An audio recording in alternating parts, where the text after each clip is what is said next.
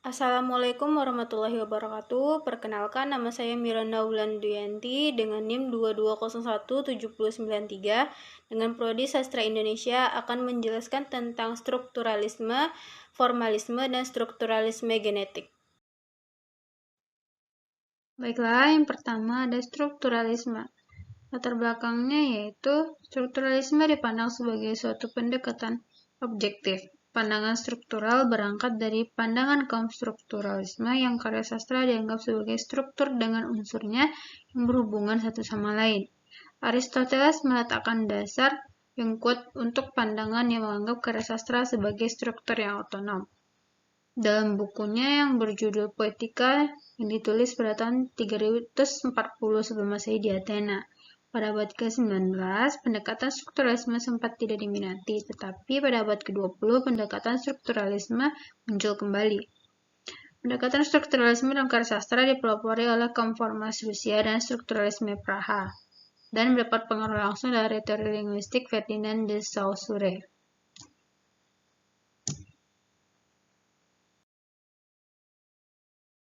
Tokoh-tokoh dan konsep dasar teori strukturalisme. Yang pertama ada Aristoteles. Ia mengatakan ada 4 konsep yang dikemukakan. Yang A ada order, artinya urutan dan aturan. Yang B ada unity, artinya semua unsur dalam plot harus ada. Yang C artinya complexity, artinya luas lingkup dan kekomplekan karya harus cukup. Yang D, coherence, artinya sastrawan tidak bertugas untuk menyebutkan hal-hal yang benar terjadi. Selanjutnya, Ferdinand de Saussure yang mengatakan linguistik merupakan ilmu yang otonom. Karya sastra juga memiliki sifat keotonomian, hingga pembicaraan mengenai karya sastra tidak perlu dikaitkan dengan ilmu lainnya. Selanjutnya ada kaum formalis. Tokoh-tokohnya seperti ada Jacobson, Sklodowsky, Baum, dan Tinjanov, yang mana teori kaum formalis ini mengalami perkembangan antara 1915 dan 1930. Konsep penting dalam pandangan kaum formalis yaitu konsep dominan ciri yang paling menonjolkan menurut pendapat dan pengalaman mereka dalam sebuah karya sastra. Jadi, konsep konformasi itu bersifat otonom yang artinya dapat dipahami sebagai kesatuan yang bulat. Selanjutnya ada hakikat strukturalisme. Strukturalisme merupakan salah satu pendekatan kesastraan yang menekankan pada kajian hubungan antar unsur pembangunan karya yang bersangkutan. Selanjutnya, strukturalisme pada dasarnya dipandang sebagai cara berpikir tentang dunia. Dunia yang dimaksud itu yaitu dunia kesastraan, yang merupakan susunan hubungan daripada susunan benda. Walaupun penganut strukturalisme ini bermacam-macam, tetapi di antara mereka terdapat kesatupahaman dalam memahami karya sastra, yaitu pada struktur. Robert Scholes juga membatasi struktur, merupakan suatu cara untuk mencari kenyataan, bukan benda-benda secara sendiri, tapi dalam hubungan antar benda-benda itu. Theo juga mengatakan bahwa dasar struktur sebuah karya sastra merupakan keseluruhan, kesatuan makna, mempunyai kohesi intrinsik dan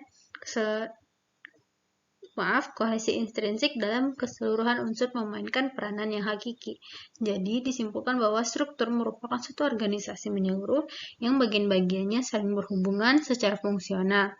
Yang artinya, bagian itu saling mempengaruhi, menentukan makna, dan hanya bermakna dalam kesatuan. Selanjutnya, tujuan strukturalisme menurut Nurgianto tahun 2010, yaitu dasarnya analisis struktural bertujuan untuk memaparkan secermat mungkin fungsi dan keterkaitan antar berbagai unsur karya sastra yang secara bersamaan menghasilkan sebuah kemenyeluruhan. Struktural tidak hanya terbatas kepada menganalisis unsur intrinsik saja, tetapi juga mengaitkan hubungan antar unsur dan makna keseluruhan yang ingin dicapai. Hal itu dilakukan karena karya sastra merupakan sesuatu yang kompleks dan unik. Prinsip dasar pendekatan struktural menurut Theo tahun 1984. Yang A, pendekatan struktural bertujuan membongkar dan memaparkan secermat mungkin keterkaitan unsur-unsur karya sastra yang membentuk makna menyeluruh atau universal. B. Pendekatan struktural tidak menjumlahkan unsur-unsur. Yang C. Pendekatan struktural berusaha menyemantikan termasuk menyemantikan gejala bunyi dalam karya puisi. Yang D. Pendekatan struktural menganggap keseluruhan makna karya sastra berada dalam keterpaduan struktur total. Jadi menurut Rene Wallach dan Warren menyatakan pendekatan struktural dalam menganalisis karya sastra harus mementingkan segi intrinsik dan anti-ekstrinsik. Selanjutnya, kelemahan dan keuntungan strukturalisme. Keuntungannya memegang teguh keangkapan, keterjalinan struktur dan autonomi karya sastra. Kelemahannya terletak pada keyakinan yang terlalu berlebihan terhadap otonom karya sastra. Akibatnya, sejarah dan sosial budaya yang mengitari karya sastra tersebut terabaikan. Yang kedua, melepaskan karya sastra dari latar belakang sosial budaya dan kesejahteraannya akan mengakibatkan karya sastra kurang bermakna atau maknanya sangat terbatas. Langkah-langkah penerapan teori struktural untuk memahami karya sastra. Analisis struktural dalam karya sastra, khususnya prosa fiksi, dapat dilakukan dengan mengidentifikasi, mengkaji, dan mendeskripsikan fungsi dan hubungan antara unsur intrinsik fiksi. Misalnya, mendeskripsikan unsur intrinsik seperti plot, tokoh, penokohan, latar, sudut pandang, tema, dan amanat. Setelah mengetahui fungsi masing-masing unsur, dan menunjang keseluruhan dan hubungan antar unsur, sehingga menentukan satu makna yang padu bisa dilihat dari hubungan antar peristiwa satu dengan peristiwa lainnya. Contohnya, analisis strukturalisme novel Tarian Bumi. Novel Tarian Bumi merupakan novel karangan Oka Rusmini. Di dalamnya menceritakan tentang bagaimana adat istiadat di Bali, juga menceritakan para tokoh yang sangat luar biasa. Dalam analisis strukturalisme, novel Tarian Bumi memiliki unsur intrinsik mulai dari tema. Tema di dalam novel ini menceritakan tentang kedudukan perempuan dalam adat Bali, serta menceritakan perjuangan seorang anak perempuan dalam menggapai cita-citanya, walaupun harus menghadapi berbagai rintangan dalam hidupnya. Tokoh dan penokohan. Yang pertama ada Ida Ayu Telaga, yang merupakan perempuan keturunan Brahmana yang cantik dan pandai menari, perempuan yang sabar dan tabah. Kedua ada Jero Kenanga atau Luh Sekar, seorang perempuan cantik dan pandai menari, memiliki ambisi yang tinggi dalam mencapai cita-citanya. Apapun yang diinginkannya harus dia dapatkan. Selanjutnya ada Ida Bagus Bidada, yang merupakan seorang keturunan bangsawan yang tidak bertanggung jawab pada keluarganya. Ia adalah suami dari Kenanga dan juga ayah dari Telaga. Selanjutnya ada Luh Dalam, yang merupakan sosok ibu yang tegas, baik, dan menjadi salah satu tulang punggung bagi anak-anaknya. Selanjutnya ada Luh Kenten, merupakan sahabat dari Luh Sekar atau Jero Kenanga.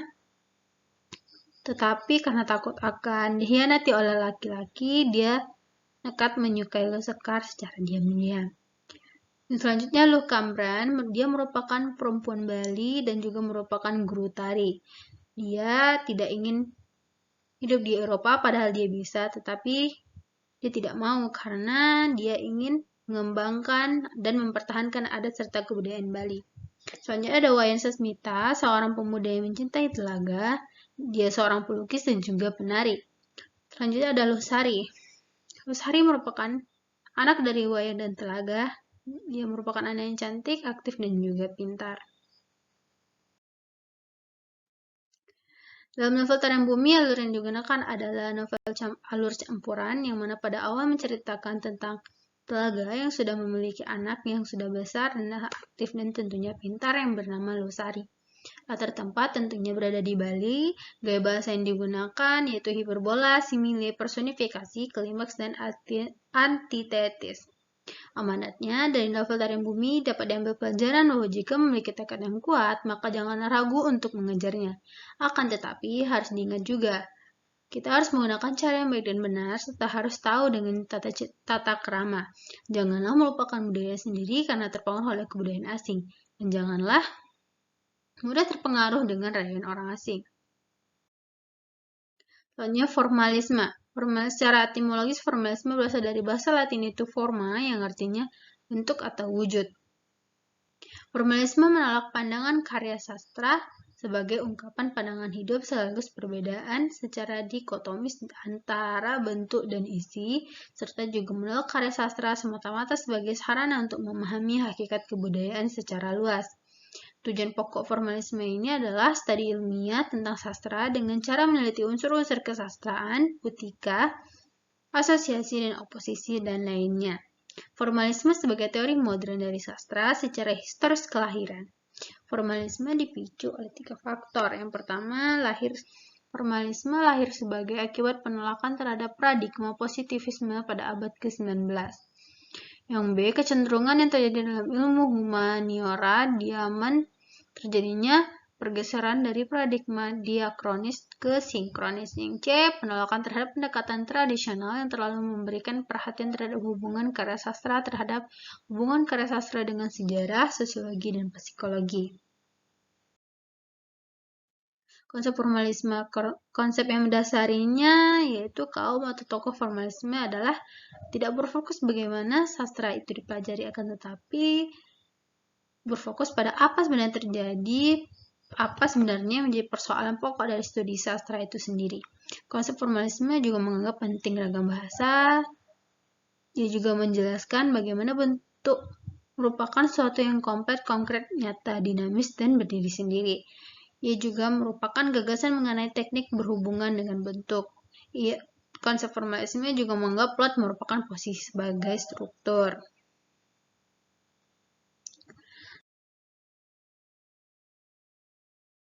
Selanjutnya tokoh-tokoh formalisme yaitu Viktor Shklovsky. Dia mengemukakan bahwa sifat kesastraan muncul akibat penyusunan dan pengubahan bahan yang semula bersifat netral. Kedua ada Boris Eichenbaum, menegaskan bahwa kaum formalis dipersatukan oleh adanya gagasan untuk membebaskan diksi puitik dari kekangan intelektualisme dan moralisme yang diperjuangkan dan menjadi obsesi kaum simbolis. Selanjutnya ada Boris Tomaszewski, menyebutkan motif sebagai satuan alur terkecil. Secara umum, motif berarti sebuah unsur yang penuh arti dan diulang-ulang dalam satu atau sejumlah karya. Dalam satu karya motif merupakan unsur arti yang paling kecil dalam cerita.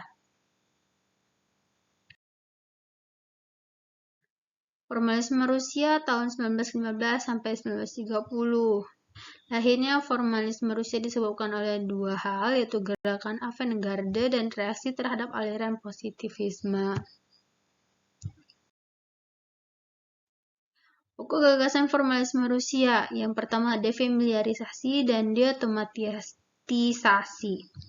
Defamiliarisasi merupakan teknik membuat teks menjadi aneh dan asing. Defamiliarisasi dikemukakan oleh Shklovsky untuk menyebut teknik bercerita dengan gaya bahasa yang menonjol dan menyimpang dari biasanya. Teknik itu misalnya menunda, menyisipi, memperlambat, memperpanjang, atau mengulur-ulur suatu kisah sehingga menarik perhatian karena tidak dapat ditanggapi secara otomatis. Selanjutnya teori naratif. Berasal dari kaum formalis Rusia yang memperkenal dikotomi baru antara struktur yang terorganisasi dengan bahan material atau yang tidak terorganisir, menggantikan dikotomi lama antara bentuk dan isi. Untuk kepentingan analisis teks naratif, mereka menekankan perbedaan antara cerita, alur, dan motif. Menurut mereka yang bersifat sungguh-sungguh dalam sastraan adalah alur, sedangkan cerita hanya sebagai bahan mentah yang membutuhkan pengolahan pengarang. Selanjutnya ada analisis motif. Motif secara umum berarti sebuah unsur yang penuh arti dan diulang-ulang dalam satu atau sejumlah karya. Dan juga motif merupakan unsur arti paling kecil dalam cerita. Boris Tomaszewski menyebutkan motif sebagai satuan alur terkecil yang membedakan motif terikat dengan motif bebas. Misal motif pencarian seorang ayah atau kekasih, atau motif Panji yang dijumpai dalam berbagai cerita di Asia Tenggara, atau motif Oedipus dan lainnya. Strukturalisme genetik merupakan suatu Strukturalisme genetik merupakan suatu teori yang dimunculkan atas reaksi terhadap kemandangan atau stagnasi teori strukturalisme. Strukturalisme meninggalkan satu aspek penting dalam proses lahirnya suatu karya, yaitu manusia. Manusia itu sebagai subjek kreator menjadi satu sisi di luar karya yang penting. Maka dari itu, teori strukturalisme itulah Lucien Goldman memunculkan satu teori strukturalisme genetik, sebuah teori yang mencoba memasukkan unsur-unsur historis karya sastra terkait dengan subjek kreator untuk menguatkan temuan dari suatu kajian strukturalisme. Konsep dasar strukturalisme genetik itu ada fakta kemanusiaan, subjek kolektif, strukturasi, pandangan dunia, pemahaman, dan penjelasan. Yang pertama ada fakta manusia, yang merupakan landasan ontologis strukturalisme genetik. Fakta kemanusiaan dimaksud ialah segala hasil aktivitas manusia, baik verbal atau fisik, yang berusaha dipahami oleh ilmu pengetahuan. Fakta kemanusiaan terbagi dua, yaitu fakta individual dan sosial. Kalau individual merupakan hasil perilakuan libidinal seperti mimpi, perilaku orang gila, dan lainnya. Kalau faktor sosial merupakan fakta yang mempunyai peranan dalam sejarah dan memiliki dampak dalam hubungan sosial, ekonomi, maupun politik antar anggota masyarakat. Goldman menganggap semua fakta kemanusiaan merupakan struktur yang berarti. Fakta tersebut merupakan hasil usaha manusia untuk mencapai keseimbangan yang lebih baik dalam hubungannya dengan dunia di sekitarnya. Selanjutnya ada subjek kolektif, terdapat dua macam, yaitu subjek individual dan fakta kolektif. Menurut Goldman, hanya subjek kolektif atau disebut juga subjek transindividual yang mampu menciptakan fakta-fakta sosial. Subjek kolektif atau transindividual dapat berupa kelompok kekerabatan, kelompok kerja, kelompok teritorial, dan lain-lainnya. Terkait dengan teori Marxis, sejumlah kolektif dispesifikasikan sebagai kelas sosial. Terus pandangan dunia, homologi, strukturasi, dan struktur. Goldman percaya adanya homologi antara struktur karya sastra dengan struktur masyarakat karena keduanya merupakan produk aktivitas strukturasi yang sama. Konsep homologi berbeda dengan refleksi. Homologi sejajaran struktur antara struktur karya sastra dengan struktur masyarakat itu sendiri menurut strukturalisme genetik tidaklah bersifat langsung. Pandangan dunia merupakan kompleks menyeluruh dari gagasan, aspirasi, perasaan yang menghubungkan secara bersama-sama anggota satu kelompok sosial tertentu dan yang mempertentangkannya dengan kelompok sosial lainnya. Selanjutnya ada struktur karya. Karya sastra merupakan produk strukturasi dari subjek kolektif seperti yang dikemukakan pada materi yang sebelumnya sudah dibahas. Goldman mengemukakan dua pendapat mengenai karya sastra pada umumnya. Yang pertama, karya sastra merupakan ekspresi pandangan dunia secara imajiner. Yang kedua, dalam usaha mengekspresikan pandangan dunia itu, pengarang menciptakan semesta, tokoh-tokoh, objek, dan relasi secara imajiner. Yang terakhir, dialektika pemahaman penjelasan. Terkait dengan metode dialektik, yang prinsipnya membuat metode dialektika berhubungan dengan masalah kohersi adalah pengetahuan mengenai fakta-fakta kemanusiaan yang akan tetap abstrak apabila tidak dibuat konkret dengan mengintegrasikannya ke dalam keseluruhan. Selanjutnya, sehubungan dengan itu, metode dialektik mengembangkan dua pasang konsep, yaitu keseluruhan bagian dan pemahaman penjelasan. Audio Jungle.